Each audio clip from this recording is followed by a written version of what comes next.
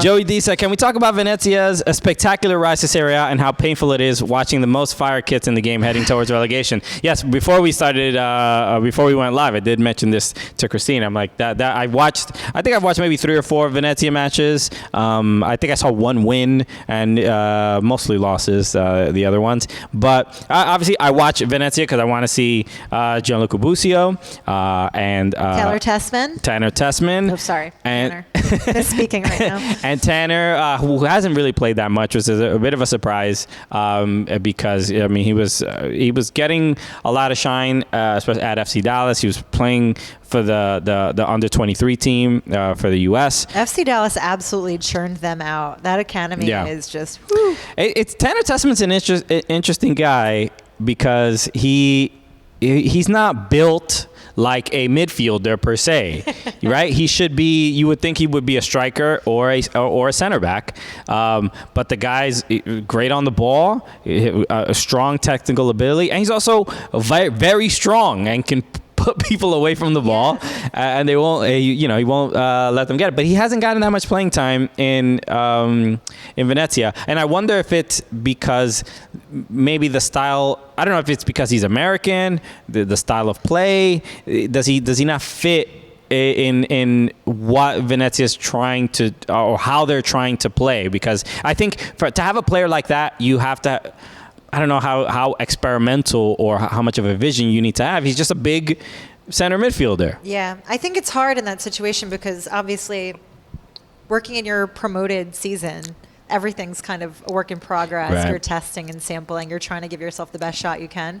So I feel like it leaves less room for heavy experimentation because of the high risk, high reward. A nice quote Bruce said, all vibes, no wins. I mean, I love everything about Venezia. They did such a good job. Their vision is great. Even their attitude about like their current standing, which is last in Serie A. Yeah. They have truly traversed Serie C, Serie B, Serie A, and more than a few times. And so, I mean, I don't think that I'd give them yo-yo club status yet because there's been a few that have bopped between Serie B and Serie A more than a handful of times. But this will not be the last time that we see Venezia in Serie A. And, I mean, obviously I'm always going to be rooting for them. They do things too well, and they have far too much respect for the sport. Like there's a different feeling there that, and I think that is a lot of their draw for even bringing in new fans. Yeah, the one thing that it always resonated with me, especially, and they've, obviously a lot of people know about them because of like they have a great marketing campaign. But the interesting thing is that they do that by just like organically kind of choosing who to work with. They work with like photographers that we know and like influencers that we know and stuff like that, but they don't really have, from what I understand, they don't have like a large marketing budget. They don't spend a lot of money to whether it's like billboards or all this other stuff. They like organically just try to get, it's like word of mouth. They're very wise about where they spend and creating impact and also choosing projects, right? So they don't do anything that would be outside the realm of what would be, I classify it as like tasteful for Venezia, right? Yeah. So they did that photography coffee table book with Ethan White, right. that has a very specific feel to it that is just a compliment to them as a club. Every single one of the kits that they issued this year are gorgeous. The way that they market themselves, even social media wise, even when they have like funny clapback moments, like they just. Right. They do things so well that you want to see them thrive, and it's like this is a shame that now they're stuck in the bottom of the table, doing battle to the end. You hate to see it because they've been they're a fun follow at the very least on social media. We had a question from I think it was Elo, if I'm not mistaken. Somebody asked. I can't find it here. Oh, here it is. Elo said, "Cupo, who's your favorite Italian player of all time, and why is it Mario Balotelli?" I do actually. I love Balotelli. I do. I think that he gets a bad rap. I think he's a far better player than people give him credit for. Mm-hmm. And I think that one part of that is he's unapologetic about who he is.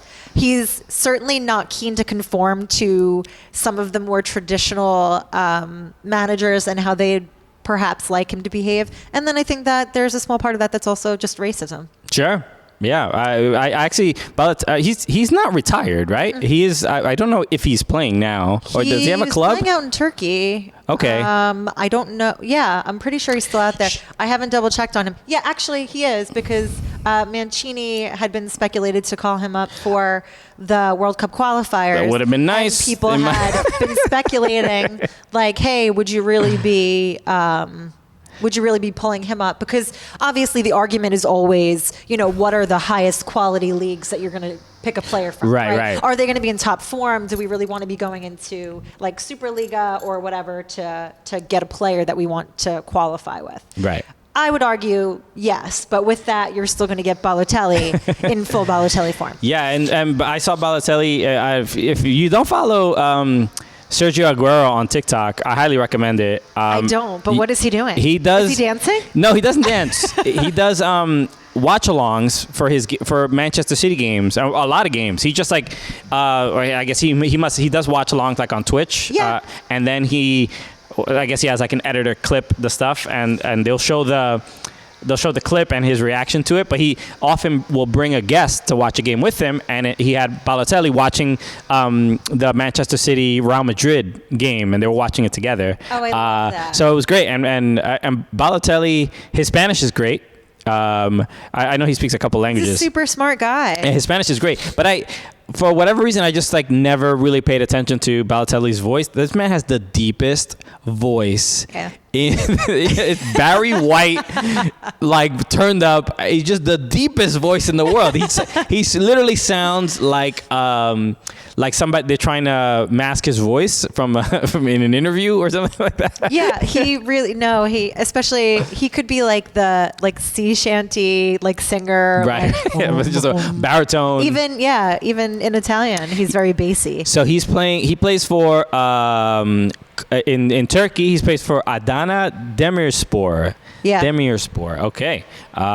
So yeah, it would have been nice to see him play. I mean, they couldn't have done any worse. That's what I hate about Italy, and like when they are saying the national team, like, oh, this player's not good enough to play on the national team, or Giovinco, like, no, I don't know. Well, that was a lot of the reason that I was so deeply steeped in this conversation, was because it was, by default, that means that Giovinco's out of the conversation. And so by proxy, anybody that comes after him must have a similar trajectory. So when you bring in somebody like an Insigne, then his career is dead now too. And it's like, you guys are so dramatic. The world changes, science changes. It's 2022. Yeah. We have 39-year-old Zlatan playing still professionally at an elite level. Like, let's not pretend like playing in MLS is a death sentence. Exactly.